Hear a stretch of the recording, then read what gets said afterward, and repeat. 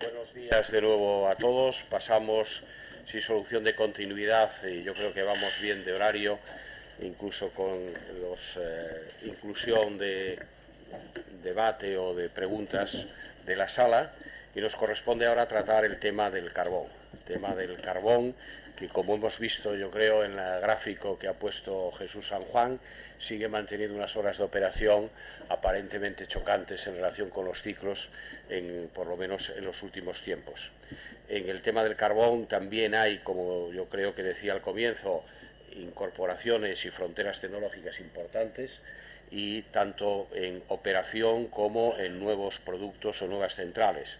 Y por tanto tenemos aquí dos distinguidos expertos que tienen además un conocimiento y de experiencia en este campo.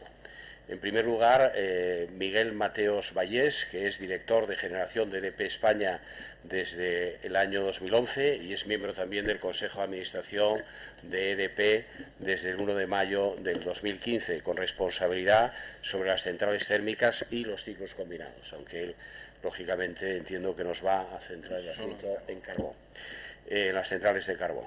Con anterioridad fue director de distribución de EDP, jefe de explotación de la central térmica de Soto de Ribera y jefe de mantenimiento eléctrico de la central térmica de Soto de Ribera, comenzando su actividad profesional en el año 81 como ingeniero de proyecto en Empresarios Agrupados. Es ingeniero de minas y tiene también el programa de alta dirección empresarial del IES, curso que realizó en el año 2005. Lógicamente tiene experiencia en el ámbito profesional y también en la participación en seminarios tanto en el ámbito nacional como internacional sobre generación y distribución de energía eléctrica. Miguel, tienes la palabra. Gracias por estar aquí. Muchas gracias. Muchas gracias, Eloy. Muchas gracias al Club Español de la Energía.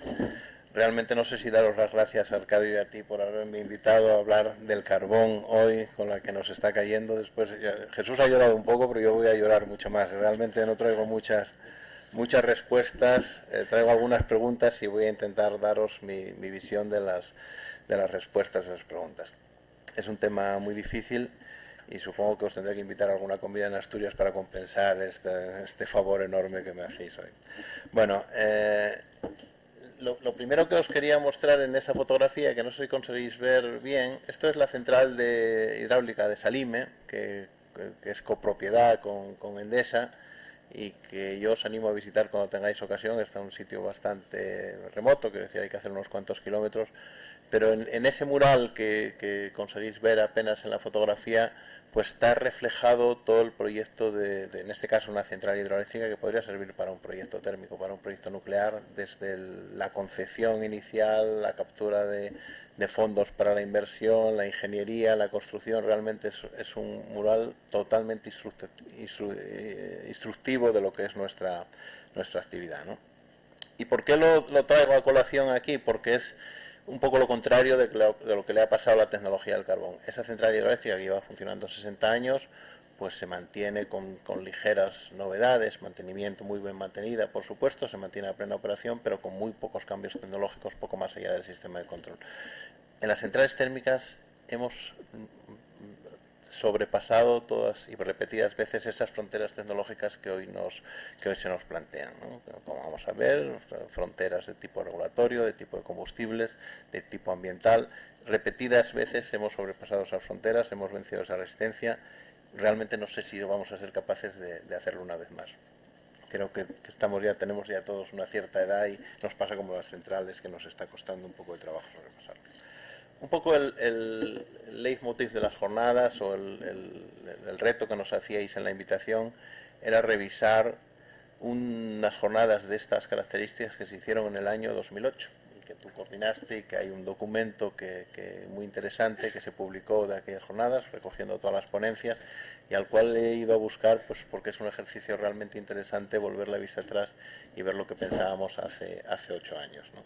Y en el documento resumen se dice textualmente, dice: para el año 2030 los combustibles fósiles basados en el carbono, petróleo, gas y carbón seguirán siendo indispensables.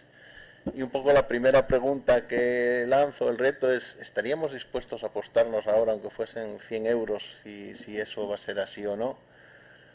Bueno, mi respuesta es que sí, 100 euros sí, quizá algo más no, porque realmente de lo que estamos hablando es de la cuota que vamos a tener las centrales de carbón en el 2030. O sea, yo creo que va a haber centrales de carbón funcionando en el 2030 en España, hay centrales que ya están preparándose para eso, pero realmente el peso que van a tener puede ser muy importante porque posiblemente sea estratégico, pero en volumen realmente creo sinceramente que no va a ser.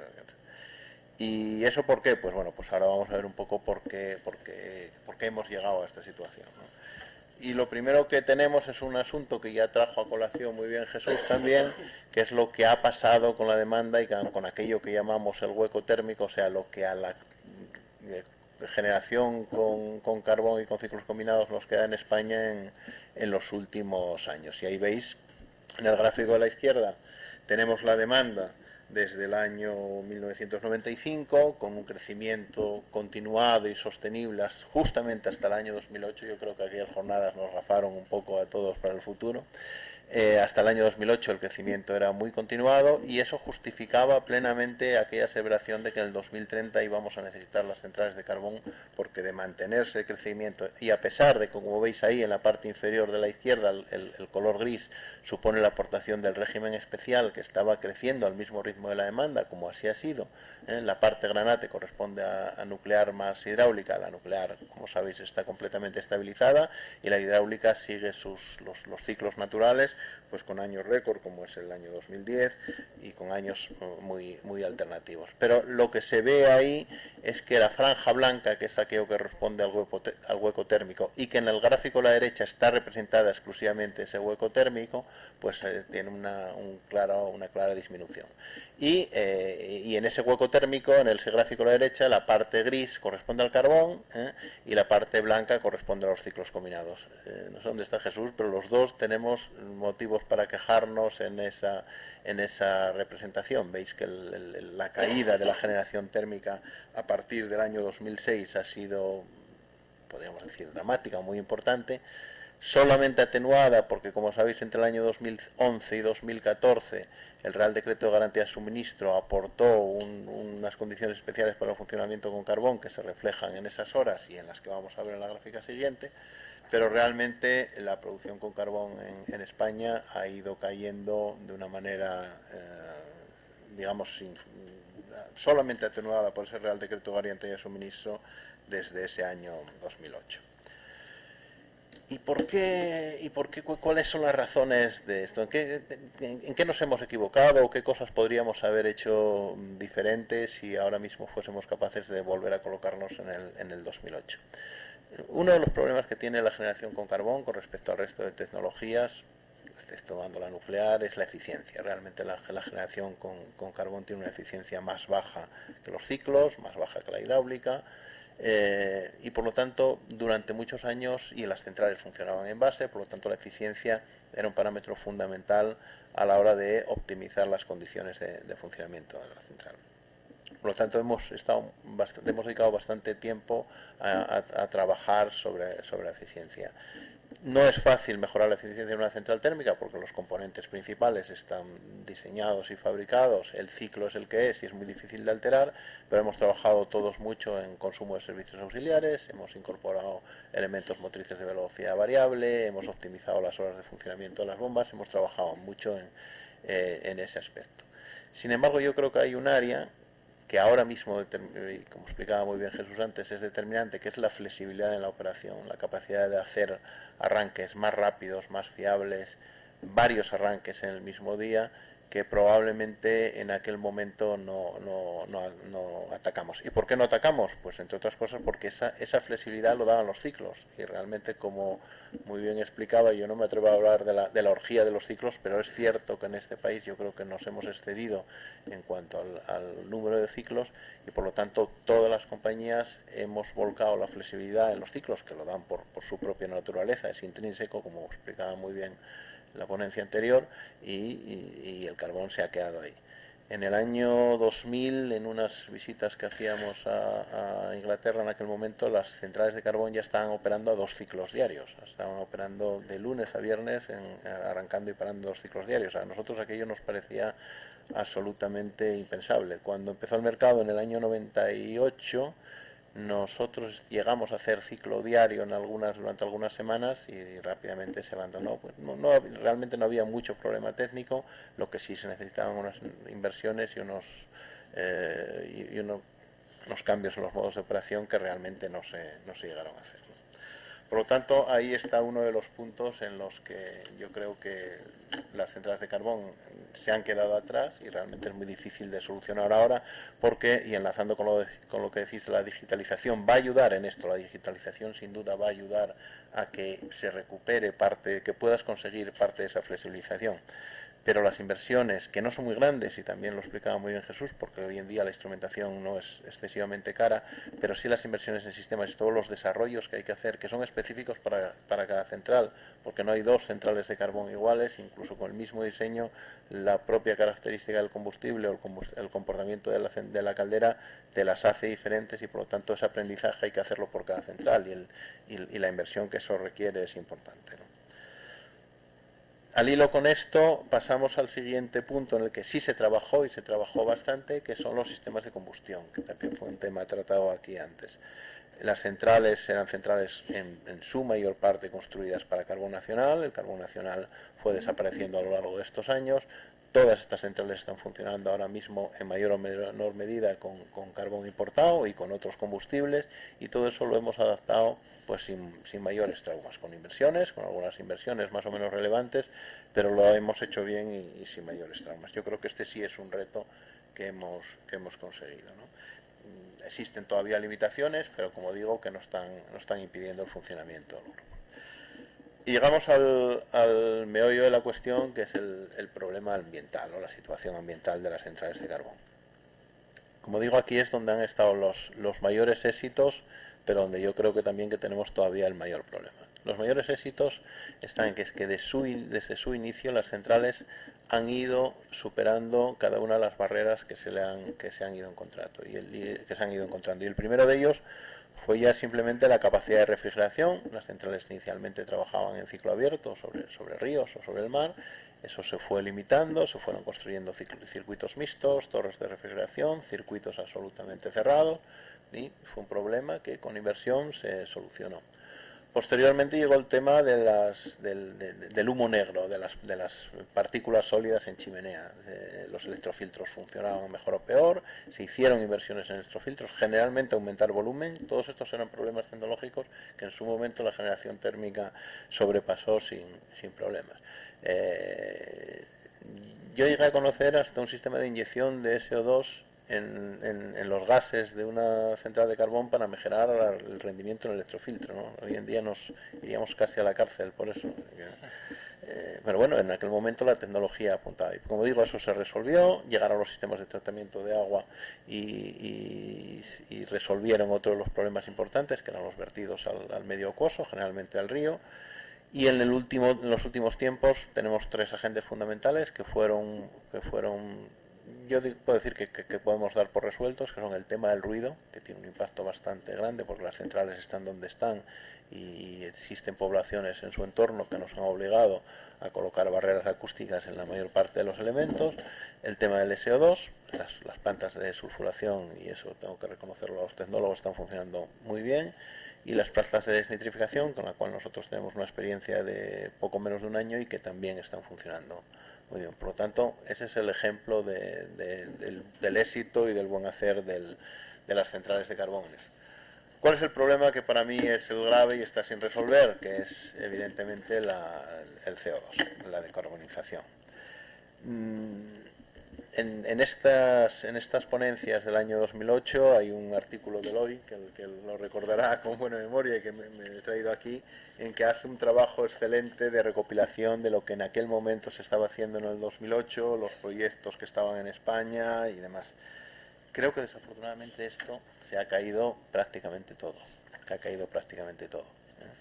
Es el precio del CO2, es las dificultades tecnológicas, es un problema complejo, sobre todo el secuestro, ya no solo la captura, sino el tema del secuestro, y por lo tanto esto ahora mismo yo no veo sobre la mesa ningún proyecto viable que nos esté viable y económico, que dé continuidad. Porque sobre todo sabemos, y la experiencia de la sulfuración en eso ha sido buenísima, que necesitamos 10 años por lo menos de experiencia operativa para poner un sistema de estos en explotación comercial. Y aquí es mi llanto principal de que realmente creo que este problema es el que sí es irresoluble para las centrales térmicas. Podrá llegar el mercurio, vamos a poder resolver el tema del mercurio porque ya los tecnólogos están trabajando en eso, pero hoy por hoy al tema del CO2 no le veo solución. Y eso me llega a una última conclusión, pregunta-respuesta de si tenemos futuro o no. Bueno, pues volviendo al hilo, yo creo que vamos a llegar hasta el 2030, no tan dramáticamente en una agonía como reflejo ahí, pero creo que las centrales van a llegar funcionando hasta el 2030, las que se queden con unas condiciones ambientalmente excelentes, con una particularidad muy específica que tiene el carbón, que tiene mucho valor en mi opinión, que es la capacidad de almacenamiento de la energía primaria. Es el único combustible del cual puedes tener a un coste razonable millones de toneladas que te dan autonomía para unas cuantas semanas, meses, lo que en aquel momento necesite el país en una situación climatológica especial, una situación geográfico-política especial, y que realmente es un valor que de alguna manera la administración debería de ver y debería de liderar para que eso sea así.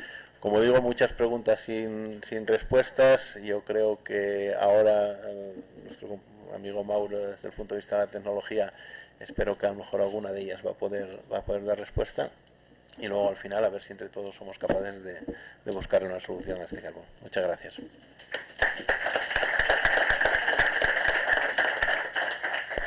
Miguel, muchas gracias por la presentación y por hacer ya una pregunta al final de la misma para que nos dé pie a comenzar luego las preguntas desde la sala o el debate sobre el tema del futuro del carbón. Bien, tiene ahora la intervención Mauro Imeri, que es manager de ventas de General Electric Steam Power System. Ha trabajado en el grupo General Electric durante más de 30 años en diferentes papeles y posiciones, incluyendo ingeniería, puesta en marcha, preparación de ofertas y gestión de proyectos. Y antes de su posición actual ha sido director del consorcio para los proyectos de desulfuración por vía húmeda de los barrios y Litoral 1 en España, y el proyecto de reducción catalítica selectiva de Sines en Portugal. Mauro, muchas gracias por estar aquí y tienes la palabra. Vale, ¿me oís? Sí. Buenos días. Antes de todo, disculpáis por mi tañolo. Como vais a entender, no soy español, pero intento hacer la presentación en español. Si no entendéis, me paráis, me introducís y Paloma me ayudará con la traducción. Antes de entrar en los temas tecnológicos, quería dar un pequeño resumen de lo que es General Electric ahora. No sé si vosotros nos conocéis General Electric. La historia de General Electric estaba principalmente basada en el sector de gas. Ahora, con la incorporación de Alstom de los últimos años, se han añadido varios sectores, y el sector del power es lo que lleva más impacto sobre las actividades de General Electric en estos días. Esto significa que General Electric ha querido invertir en el sector de la producción de energía eléctrica, de lo cual estamos hablando ahora de sistemas también tradicionales. General Electric, entrando en General Electric, el mundo del power ha beneficiado de todos los aportes que los otros sectores del grupo ya tienen. Lo vamos a hablar luego un poquito más en detalle sobre cuando hablaremos de digitales. Por ejemplo, el hecho de tener experiencia en el sector avio nos ha consentido transferir muchas de la tecnología digitales que proceden desde el sector que está más avanzado al mundo industrial. Y luego no entró en todos los otros sectores donde General Electric está. Somos una empresa a nivel mundial, y esto nos permite estar cerca de todos de los clientes, de los proyectos, independientemente de dónde estén. Sabemos todo que al día de hoy el principal negocio de la energía eléctrica está en los países del Extremo Oriente, principalmente es en India y en China, donde se van a construir, no sé, 20, 30 centrales a carbón por año. son unos parámetros que en Europa nos hemos olvidado. Pero esto ayuda al grupo a desarrollar, a invertir en nuevas tecnologías, desarrollar nuevos instrumentos que luego benefician toda la flota de centrales que está en el mundo. Entonces, todos estos nuevos desarrollos tecnológicos se van a transferir al service y a las reformas y al impacto de las centrales existentes. Como capacidad, vamos a cubrir con todo nuestro portfolio todas las secciones de una planta tradicional desde distintos niveles, empezando desde el suministro de cada equipo, sino a la ejecución de proyectos llave en mano. Entonces, esto es principalmente lo que es General Electric hoy como servicio que pueden apoyar, siendo una empresa que gestiona productos desde talla modesta hasta la central más grande de 1300 megavatios.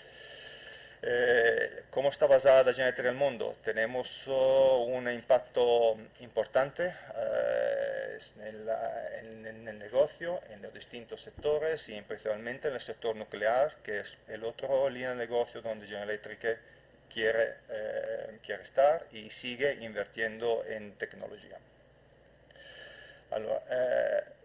Vamos a dar nuestra visión del mercado de energía eléctrica en el futuro, siguiendo un poco las presentaciones que se han hecho antes. Es claro que en el futuro va creciendo el aporte de las tecnologías renovables. Esto sin duda no podemos esconder, pero creemos que por varias razones el aporte de las tecnologías nucleares, de las tecnologías tradicionales, sigue siendo importante. Siguen siendo por dar estabilidad a la red, por dar flexibilidad de operación, por cubrir riesgo. No hace falta pensar lo que pasó el año pasado en Francia con el nuclear. Un país que ha invertido totalmente en nuclear se encontró en un problema objetivo y al final lo que le salvaron la vida fueron los países que están al lado que le ayudaron a intervenir en el cubrir la falta de demanda de energía eléctrica. Esto es lo que es la visión que tiene General Electric, que el mix todavía hay, al día de hoy tenemos que estar en un mix energético equilibrado. Luego, cuál será el aporte de uno o del otro ya se va a discutir. Cada sociedad puede tener una preferencia, no es una dirección o la otra. Pero creemos que el mix energético sigue siendo importante y es por eso que el carbón creemos que tenga vida. Todavía no ha llegado el tiempo para cerrar o desinvertir en centrales de carbones. Esto ya lo que hemos comentado del mix energético. Otro contributo que puede aportar a General Electric, en este caso hablo principalmente con los EPCistas, es la posibilidad financiera de ayudar en la realización del proyecto, en la gestión y en la financiación de este proyecto. Era un apoyo que en pasado se había perdido, estaba con ABB, se había perdido con Alstom y ahora hemos vuelto a poder ofrecer estos servicios. Lo que nos piden nuestros clientes ahora, al día de hoy, nos piden para poder aumentar la rentabilidad de sus centrales, mejorar la eficiencia, mejorar las performances de la central, mejorar la reliabilidad, la fiabilidad, tener ciclos más estables, ahí entra el tema de la manutención predictiva para poder prever o planificar con antelación las paradas. El tema medioambiental es fundamental y porque como hemos visto, se han mencionado antes, ahora el enfoque está no solamente en la instalación de nuevos sistemas, sino de intentar sacar los máximos que se pueda desde la instalación existente. Volviendo al ejemplo del fumo negro, de los electrofiltros. Estos electrofiltros han nacido para garantizar 70, 50 miligramos. Ahora con el mismo electrofiltros, con sistemas electrónicos, con algunas modificaciones en los campos, con ampliando unos campos en juego que antes no estaban previstos, se consigue llegar a 10 miligramos. Y esto es la realidad, es donde la tecnología nos ha llegado en los últimos años. ¿Cuál será el futuro? ¿Dónde podemos llegar? Creemos que tenemos no tenemos la bola de cristal, sabemos que hay digital que nos puede apoyar, nos va a ayudar, pero no creemos que se ha llegado al final de este camino. General Electric claramente puede aportar, puede entrar satisfacer esta demanda aportando su portfolio de productos, siendo una empresa de la más grande que hay, que no puede, si se toma un compromiso, como dicen los americanos, too big to fail, no podemos permitir el lujo de dejar a nuestros clientes solos. Cualquier cosa pase al proyecto, también si sale fatal, General Electric siempre por tema de societario siempre tiene que estar atendiendo a los clientes y la innovación que hemos mencionado. Entramos un poco ahora más en detalle en la tecnología que tenemos con portafolio, principalmente dándonos un ejemplo de cuáles son las nuevas tecnologías que se han desarrollado en los últimos años y que pueden aportar novedades. En el sector Power, General Electric está metida en varias líneas de negocio. Gas Power, Service, en Steam Power, pertenecen todo al mismo grupo, gestionan diferentes productos, pero tienen el denominador común de atender a nuestros clientes de producción de energía eléctrica. Los productos que hay son todo lo que sirve, se necesita en una central, desde los varios tipos de calderas, turbinas, sistemas de protección medioambientales y separadores de humedad. Caldera, vamos de rango voy un poco deprisa porque creo que estos son productos que ya muchos de vosotros conocéis, solamente para dar un repaso del rango de productos que se han desarrollado y que puede ofrecer al mundo de la generación y también al mundo industrial. Steam Turbine. En estos sectores se han desarrollado también nuevas tecnologías de los materiales, que van a aportar novedades en la fabricación y reducir los plazos de fabricación y los plazos de asistencia postventa. Generadores, varios tipos de generadores, pero estos sí son temas específicos que sirven para dar una imagen general. Pues vale, 5 minutos, vale. Sistemas medioambientales. Tenemos todos los productos que sirven para sistemas medioambientales y en este caso mostramos que la eficiencia se ha reducido, la eficiencia de remoción de los componentes ha subido muchísimo. Una slide que resumen el andamiento de la tecnología en el mundo de la central de carbones. En el pasado no se pensaba llegar a este nivel de temperatura, a este nivel de presión, y esto fue posible gracias a las nuevas tecnologías de los materiales. Y ahora estamos en un campo de lo que llamamos advanced, ultra, supercrítica, y luego no sé qué otro palabra va a añadir para el futuro, porque ya quedan los adjetivos, pero la tendencia todavía no ha parado, no hemos llegado a un nivel de estabilización. La curva de crecimiento de la tecnología sigue siendo en salida. Una tecnología reciente que se ha introducido es, por ejemplo, el tema de la reducción de los NOx. En el pasado no se pensaba conseguir reducción de NOx inyectando en caldera con sistemas baratos, como fue esto que se desarrolló, que se llama Umbrella SNSR, que permite reducir hasta un 30% de NOx con costes de inversión que son totalmente distintos respecto de lo que se hace con los sistemas tradicionales. Está basado también en este caso en control digital de la caldera y tecnologías de los materiales. Estos los pasos son sistemas de sulfuración muy compactos que conocéis. Mercurios. En Europa todavía no hemos entrado en la tecnología del mercurio, va a ser muy probablemente la próxima ronda de la BREF, pero afortunadamente con la gestión pasada en Estados Unidos hubo una atención particular en el mercurio. Entonces, desde la experiencia de Estados Unidos se han desarrollado ya tecnologías que están listas para ser implementadas en el mercado en reducir mercurios. Una transparencia sobre la CO2.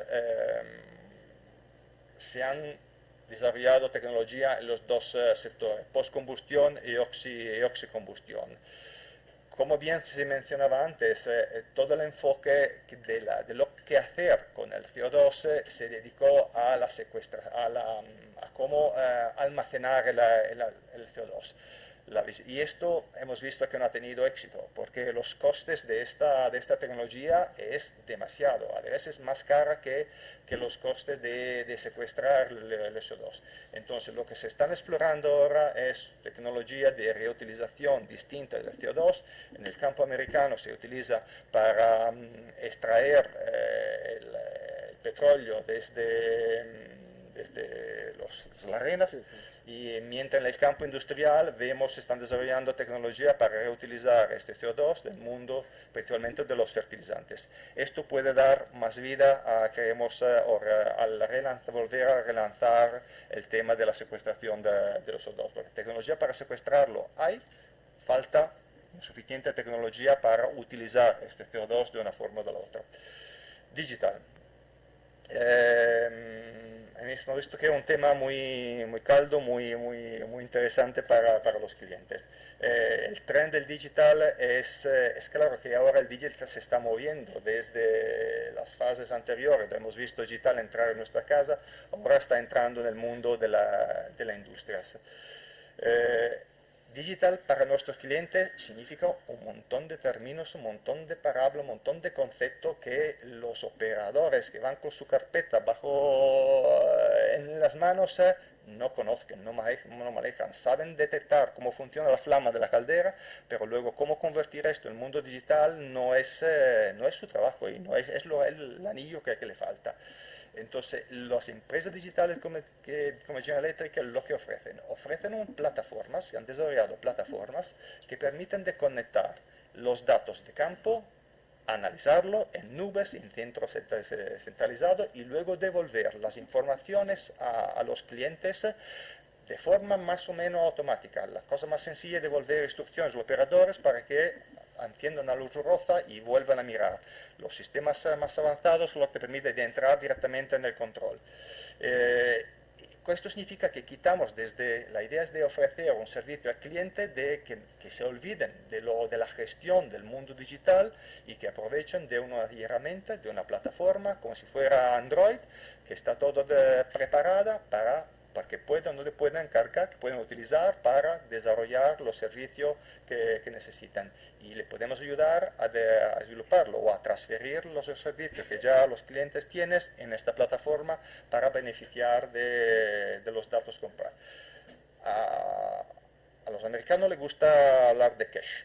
Entonces, cuando hablamos de digital, hemos convertido en números, en datos concretos, la percepción, la visión de General Electric en la reforma digital. Con lo que se piensa conseguir con la implementación de los temas digitales, reducir parada no prevista de las centrales, aumentar eficiencia, reducir por derivada el consumo de carbón y reducir también emisiones de NOx. Los sectores del mundo digital pasan desde la gestión de los negocios, la optimización de las operaciones y la gestión de los equipos. De esto ya hemos hablado, sin olvidar los temas de seguridad. Digital Twin. General Electric ha desarrollado sistemas similares de lo que se habló en otra transparencia para poder dar una conexión o continuidades a la tecnología que se desarrolla en fase de ingeniería a los clientes. Es decir, el cliente puede al día de hoy con digitales transferir, utilizar la herramienta tecnológica que tiene los tecnólogos como General Electric en su operación de la planta. Un ejemplo muy concreto, antes de comprar un barco de carbón, ya podéis calcular con esta herramienta cuánto consumo de cal o de reagente necesitáis para reducirlo. Esto es el objetivo del mundo digital, que es difícil hacerlo hoy con herramientas tradicionales. Luego, ¿qué más podemos? Luego se han desarrollado herramientas para analizar en línea la calidad del carbón e identificar la mejor sistema de control a aplicar, porque los sistemas digitales, el sistema de los DCS, te dan una visión actual de lo que hay, pero no te permite dar un confronto de lo que debería de ser. Mantenimiento predictivo, ya se ha hablado. Un ejemplo concreto de implementación digital que estamos ya implementando en unos clientes españoles.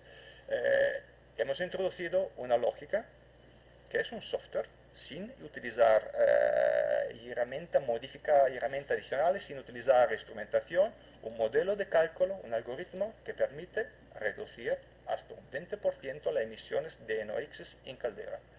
Y esto es un caso concreto que se está implementando con gas natural fenosa. Esto es lo que lleva digital. Estamos de acuerdo que el mundo del desarrollo de las aplicaciones es en curso. Todavía no se ha llegado a ofrecer un catálogo como lo que se encuentra en Internet por los sistemas de Apple o de Android. Pero algo ya hay, algo hay concreto que se puede implementar. Y esto es lo que creemos es el futuro de nuestro negocio. Entonces, 3 pilares fundamentales para el futuro del carbón: avanzamiento de la tecnología, sistemas digitales y implementaciones de los sistemas medioambientales. Muchas gracias, Pablo.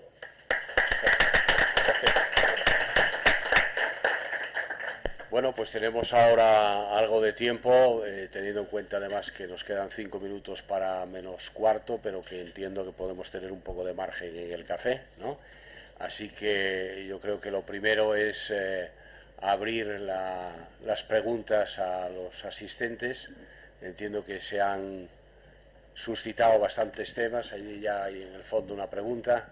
Si eres tan amable, por favor, de identificarte para... Sí, Rafael Jiménez de Iberdrola. Muy interesante el carbón y la nuclear en Alemania, lo que está pasando en Alemania. Entonces, bueno, pues todos hemos leído que efectivamente en la situación actual están demostrando estas plantas que, bueno, pues son más flexibles de lo que se esperaba y están de alguna manera contribuyendo. Ya veremos si es más o menos coyuntural. La cuestión es, la duda que a mí me surge es si están contribuyendo con esa flexibilidad para pagarlo más adelante, es decir, las máquinas, los equipos están sufriendo, las instalaciones se están desgastando más, o por el contrario, el conocimiento que tenéis es que, bueno, pues verdaderamente ha habido mejoras que permiten de verdad sacarle valor a esa flexibilidad sin sacrificar por ello la vida útil de las instalaciones. Miguel y Maru. Sí, por mi parte lo que puedo aportar de la explotación flexible, entre comillas, que hacemos de nuestras centrales, que no llega a los niveles ni mucho menos de los ciclos, pero sí llega a un funcionamiento cíclico semanal. Como digo, en algunos casos tuvimos alguna experiencia no de muy larga duración en funcionamiento cíclico, no hemos detectado problemas operativos que no resuelvas con un mantenimiento un poco más preciso que el que hacías habitualmente, un poco más caro de lo que haces habitualmente. Por lo tanto, yo creo que eso se puede resolver. La mayor parte de los problemas con los que nosotros nos encontramos cuando iniciamos esos pasos hacia la flexibilización de la operación de las centrales térmicas de carbón eran las inversiones sobre todo en motorización, automatización de procesos, porque los recursos humanos que tienes en la planta disponibles para hacer esas operaciones de arranque y parada, no puedes, ese estrés, digamos, del arranque a las personas no lo podías mantener y por lo tanto tenías que hacer unas inversiones en automatización que en la mayoría de los casos no acometimos. En el tema de las nucleares en España estamos haciendo algunos pinitos en el camino, pero ahí los problemas son más operativos y de seguridad y otras cuestiones bastante más delicadas. Vale, quiero solamente un comentario. habiendo desarrollado diferentes ofertas para clientes españoles en los últimos años, el condicionante de no cambiar las condiciones de funcionamiento de la central existente siempre ha sido claro y fijo y irrenunciable para nuestro cliente. Además, lo que siempre se ha pedido es de, con la nueva tecnología, con las nuevas implementaciones, aprovechar de unas modificaciones para ir más allá, para bajar, por ejemplo, unos temas más frecuentes que nos piden es bajar el nivel de mínimos técnicos. Y claro, ahí se puede hacer, se puede llegar, pero principalmente esto hay que buscar un compromiso con las limitaciones de algunos componentes. Hablamos de los OSSR. El OSSR necesita para operar una temperatura mínima, entonces para poder cumplir con unos casos donde no hay esta temperatura mínima en las centrales, hay que entrar y modificar economizadores. Y ahí el equilibrio se intenta buscar es un equilibrio entre coste de inversión, entre renunciar, si es posible, o invierte. Las soluciones son dos: o invierte más en hacer modificaciones pesadas en las estructuras, o tienes que renunciar al ciclo. Con nuestros clientes siempre estamos discutiendo el equilibrio principal para encajar las dos cosas, pero el condicionante siempre es de no tocar, no peorar la vida de las centrales, que tienen su edad usualmente. Nadie pensaba de poder trabajar en estos días con centrales de 25 años, pero seguimos renovándolas, entonces no es un problema. Muchas gracias. ¿Más preguntas, por favor?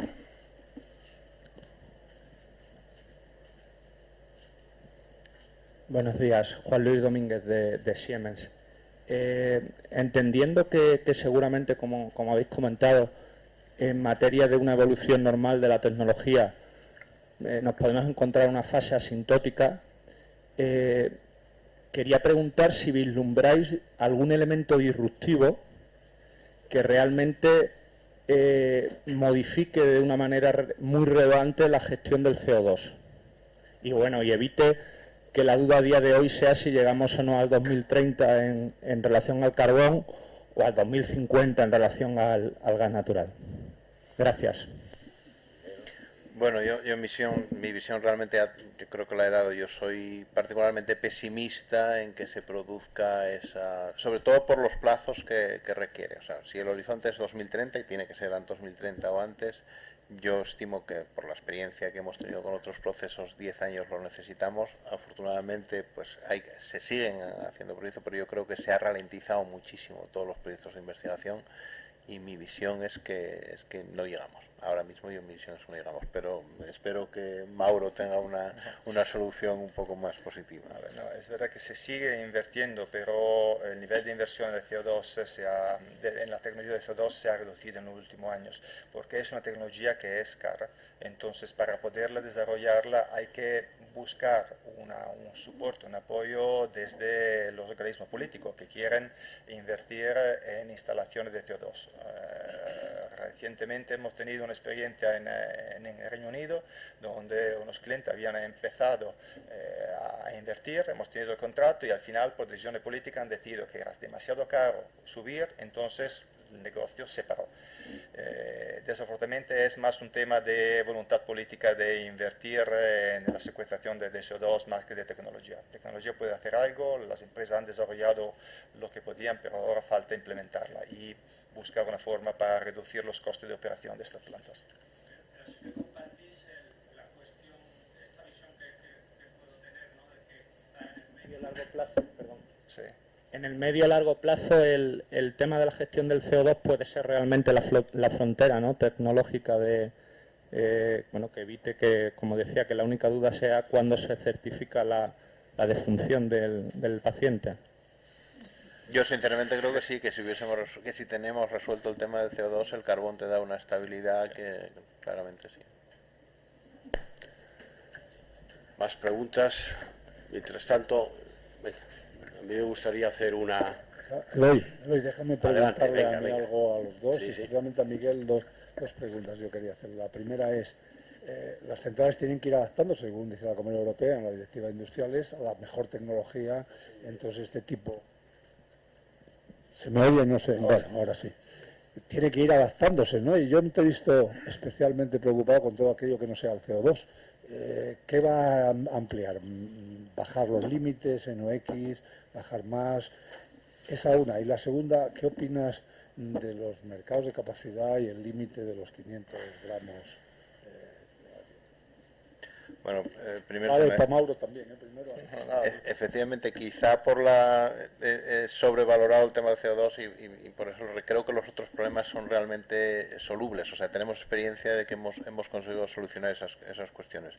En el tema del mercurio, que parece que es lo siguiente como novedad tecnológica, se está trabajando y yo las informaciones que tengo es que se consigue resolver y a un coste razonable. Otro tema muy preocupante, por lo menos, es el tema de fluentes líquidos y vertidos, sobre que también hay mucho impacto y que también hay buenas experiencias con plantas de vertido cero y que es un tema creo que está resuelto. Las instalaciones de desulfuración, desnitrificación están diseñadas con margen suficiente. Sobre todo va a haber tecnología de tipo que decimos digital que te van a ayudar a explotarlas mejor y vas a estar por debajo de esos límites. El caso del electrofiltro que explicaba Mauro es clarísimo. Yo creo que prácticamente todas las centrales hemos pasado por ese proceso y por lo tanto creo sinceramente que esos serían problemas el problema es que el problema del CO2 te impide hacer esa visión de futuro y dices tú, si estos problemas los puedo resolver pero me tengo que gastar 30 millones de euros, me van a decir que no, porque más allá de eso no resuelvo el problema principal. Esa es un poco la visión. Relacionado con eso, los pagos por capacidad. Esas inversiones solo van a tener sentido si tienes garantía de que funcione. Y si estamos hablando que el carbón tendría un funcionamiento residual, probablemente como el que tengan los ciclos ahora, porque la flexibilidad posiblemente no la iban a tener. Y si tengo un funcionamiento residual, o si tengo un funcionamiento estratégico, lo que hablaba antes del almacenamiento y demás, tengo que mantener. O si tengo otra componente importante que no he mencionado y que supongo que el operador de red está trabajando en ella, que es la estabilidad de la red y lo que las grandes plantas aportan a la potencia del cortocircuito y a la estabilidad de la red. Todos esos temas efectivamente requieren una garantía de recuperación de las inversiones. Solamente un comentario sobre la tecnología. La tecnología está lista. Hemos visto que la eficiencia de remoción de CO2 NOx van mucho más allá de lo que se exige hoy.